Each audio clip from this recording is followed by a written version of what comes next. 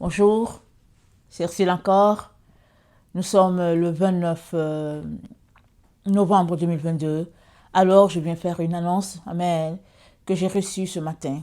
Amen. Et puis, le Seigneur m'a demandé de le faire aujourd'hui. Amen.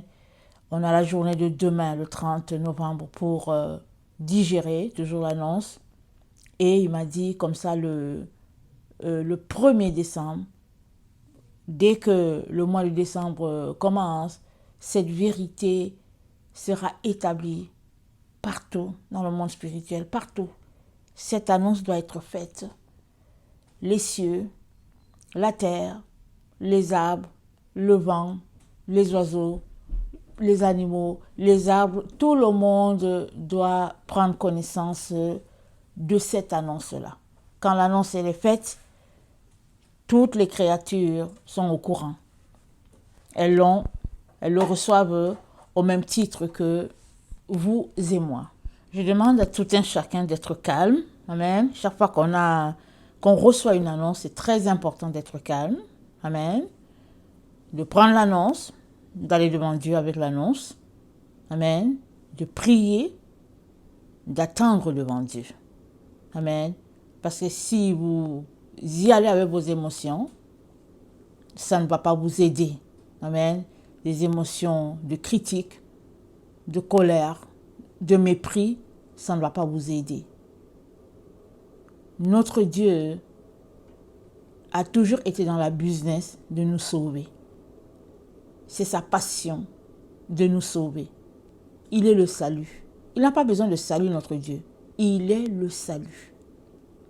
Tellement il nous a aimés qu'il est venu vivre la vie humaine pour nous montrer comment retourner à lui. Amen. C'est toi et moi qui avons besoin de salut. Alors, quand une information est donnée, la sagesse veut qu'on la prenne et on aille devant Dieu pour dire, Seigneur, est-ce que c'est toi? Et puis, Seigneur, qu'est-ce qu'il faut faire avec? C'est comme ça qu'un enfant de Dieu doit se comporter. De toutes les manières. Là où nous sommes complètement à la fin. Et chacun aimerait être sauvé. Il n'y a que ceux qui sont dans le leur, qui s'imaginent que rien ne va leur arriver parce que ils l'ont. Mais tout un chacun a besoin d'être sauvé parce que la Bible dit, celui qui vaincra, c'est celui-là qui aura son habit blanc. Il s'agit d'être vainqueur. Et être vainqueur, il y a la ligne d'arrivée. Amen. Il y a une ligne d'arrivée. Donc, avec une information, tu prends l'information, tu vas avec cette information devant Dieu dans une attitude de prière. C'est très important. Amen. Très, très important. Alors, voici l'annonce. Amen. J'ai fini de prier. Amen. J'ai fini de prier, excusez-moi, j'ai fini de prier ce matin. Et c'était autour de 5 heures. Quand j'ai fini, et puis je m'apprêtais à aller m'apprêter. Je pensais à m'apprêter, amen, pour ma journée. Et là, le Seigneur, l'Esprit de Dieu s'est mis à me parler. Et le Seigneur m'a dit, Marie, co-rédemptrice avec Christ. C'est ça qu'il m'a dit. Clair, net, il m'a dit, tu fais l'annonce aujourd'hui, le 29. Tu l'as fait aujourd'hui. Et il l'a répété 2 fois. Il dit, la Vierge Marie, elle est co-rédemptrice avec Christ. Et je vais donner les passages qu'il m'a donnés. Amen. Alors, on a Apocalypse 12, le verset 7 à 12. Je vais lire tous les passages qu'il me donne, ok? Apocalypse 12, le verset 7 à 12. Et il eut guerre dans le ciel. Michel et ses anges combattirent contre le dragon. Et le dragon et ses anges combattirent, mais ils ne furent pas les plus forts. Et leur place ne fut plus trouvée dans le ciel. Et il fut précipité le grand dragon, le serpent ancien, appelé le diable et Satan, celui qui séduit toute la terre. Il fut précipité sur la terre. et ses anges furent précipités avec lui. Et j'entendis dans le ciel une voix forte qui disait: Maintenant, le salut est arrivé, et la puissance et le règne de notre Dieu, et l'autorité de son Christ. Car il a été précipité l'accusateur de nos frères, celui qui les accusait devant Dieu jour et nuit. Ils l'ont vaincu à cause du sang de l'agneau, et à cause de la parole de son témoignage. Et ils n'ont pas aimé leur vie jusqu'à craindre la mort. C'est pourquoi, cieux, réjouissez-vous, et vous qui habitez dans les cieux, malheur à la terre et à la mer, car le diable est descendu vers vous, animé d'une grande colère, sachant qu'il a peu de temps. Le deuxième texte, c'est Apocalypse 17. Apocalypse 12, le verset 17. Et le dragon fut irrité contre la femme, et il s'en alla faire la guerre au reste de sa postérité, à ceux qui gardent les commandements de Dieu et qui ont le témoignage de Jésus. Amen. Le dragon, il ne fait pas la guerre à tous ceux-là qui s'appellent chrétiens. Non, il fait la guerre juste à ceux-là qui gardent le commandement de Dieu. Pourquoi? Parce qu'il veut les ramener dans son camp. Tous ceux-là qui ont été éclairés, qui disent que moi j'ai la vérité et je veux demeurer éternellement avec Dieu, tout cela, c'est après eux que le diable est.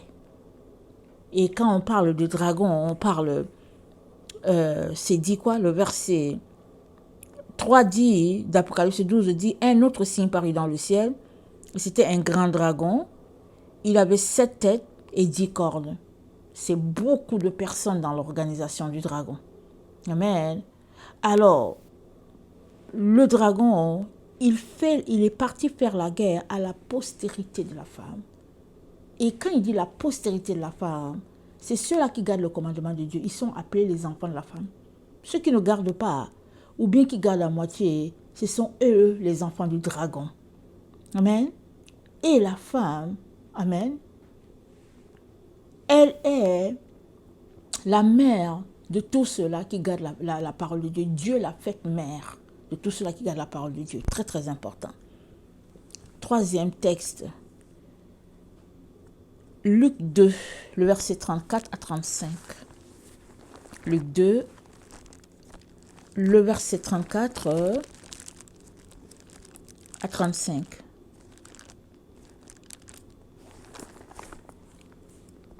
Siméon les bénit et dit à Marie, sa mère, « Voici cet enfant est destiné à amener la chute et le relèvement de plusieurs en Israël, et à devenir un signe qui provoquera la contradiction. Et à toi-même une épée te transpercera l'âme, afin que les pensées de beaucoup de cœurs soient dévoilées. » Amen. Une épée te transpercera l'âme, afin que les pensées de beaucoup de cœurs soient dévoilées. Apocalypse 1, le verset 9. À partir du verset 9, ça dit, « Moi, Jean, votre frère, qui est part avec vous à la tribulation et au royaume et à la persévérance en Jésus, j'étais dans l'île appelée Patmos à cause de la parole de Dieu et du témoignage de Jésus. Je fus ravi en esprit au jour du Seigneur. Et j'entendis derrière moi une voix forte comme le son d'une trompette, qui disait, « Ce que tu vois, écris-le dans le livre et envoie-le aux 7 églises à Éphèse, à Smyrne, à Pergame, Thyatire, Sardes, Philadelphie et à Laodicée. » Je me retournai pour connaître quelle était la voix qui me parlait. Et après m'être retourné, je vis 7 chandeliers d'or. Au milieu de 7 chandeliers, quelqu'un qui ressemblait à un fils d'homme, vêtu d'une longue robe et ayant une ceinture d'or sur la poitrine. Sa tête et ses cheveux étaient blancs comme la laine blanche, comme de la neige. Ses yeux étaient comme une flamme de feu. Ses pieds étaient semblables à de l'airain ardent, comme s'il eût été embrasé dans une fournaise. Et sa voix était comme le bruit de grandes eaux. Il avait dans sa main droite 7 étoiles. De sa bouche sortait une épée aiguë à 2 tranchants. Et son visage était comme le soleil lorsqu'il brille dans sa force. Quand je le vis, je tombai à ses pieds comme mort. Il posa sur moi sa main droite en disant, « Ne crains point, je suis le premier et le dernier. Et le vivant, j'étais mort et voici je suis vivant au siècle des siècles. Je tiens les clés de la mort et du séjour des morts. Écris donc les choses que tu as vues et celles qui sont et celles qui doivent arriver après elles. » Je répète le verset 18. J'étais mort et voici, je suis vivant. Au siècle des siècles, je tiens les clés de la mort et du séjour des morts. Prochain texte, Apocalypse 3, le verset 7. Écrit à l'ange de l'église de Philadelphie, voici ce que dit le Saint, le véritable, celui qui a la clé de David, celui qui ouvre et personne ne fermera, celui qui ferme et personne n'ouvrira. Je connais tes œuvres. Voici parce que tu as peu de puissance et que tu as gardé ma parole et que tu n'as pas renié mon nom, j'ai mis devant toi une porte ouverte que personne ne peut fermer. Voici, je te donne de ceux de la synagogue de Satan, qui se disent juifs et ne le sont pas, mais qui mentent. Voici, je les ferai venir se prosterner à tes pieds et connaître que je t'ai aimé. Parce que tu as gardé la parole de la persévérance en moi, je te garderai aussi à l'heure de la tentation qui va venir sur le monde entier pour éprouver les habitants de la terre. Je viens bientôt, retiens ce que tu as, afin que personne ne prenne ta couronne. Celui qui vaincra, je ferai de lui une colonne dans le temple de mon Dieu. Il n'en sortira plus. J'écrirai son nom sur le nom de mon Dieu. J'écrirai sur lui, le nom de mon Dieu et le nom de la ville de mon Dieu, de la nouvelle Jérusalem qui descend du ciel d'auprès de mon Dieu et mon nom nouveau. Donc, je reviens au verset 7. Voici ce que dit le Saint, le véritable, celui qui a la clé de David, celui qui ouvre et personne ne fermera, celui qui ferme et personne n'ouvrira. Je connais tes œuvres. Voici parce que tu as peu de puissance et que tu as gardé ma parole et que tu n'as pas renié mon nom, j'ai mis devant toi une porte ouverte que personne ne peut fermer. Et on a lu dans Apocalypse 1, le verset 18, Jésus dit qu'il tient les clés de la mort et du séjour des morts. Et on vient de lire dans Apocalypse 3, le verset 7, que Jésus-Christ, il tient la clé de David. Il tient dans sa main la clé de David. Alors, pendant longtemps, au moins 3 ans, j'ai prié, j'ai demandé au Seigneur, mais c'est quoi la clé de David? Ou bien c'est qui la clé de David? J'ai prié, je n'ai pas eu de réponse. Mais j'avais toujours l'impression qu'il y avait un secret dans ça. Et cet été, ou bien disons l'été dernier, l'été 2022, alors un jour, j'étais dans mon temps dans sa présence et je m'apprêtais à me lever et il me dit, le Seigneur se met à me parler, il me dit, la clé de David, c'est Marie. C'est comme ça qu'il me dit, il dit, la clé de David, c'est Marie. Et j'ai tout de suite connecté à ma question, et j'ai tout de suite connecté à Apocalypse 3, le verset 7. Parce que si Jésus-Christ a la clé, c'est-à-dire que c'est lui seul qui peut ouvrir et fermer comme il le dit, amen, mais il a en main la clé. Et dans Apocalypse 1, il dit, dans Apocalypse 1, le verset 18, il dit qu'il a en main les clés de la mort et du séjour des morts. Il a les clés. Donc, c'est plusieurs clés. Quand il dit les clés, ça veut dire que c'est au moins 2. Amen. C'est au moins 2. Et parmi les clés qu'il a aussi la clé de David. Amen.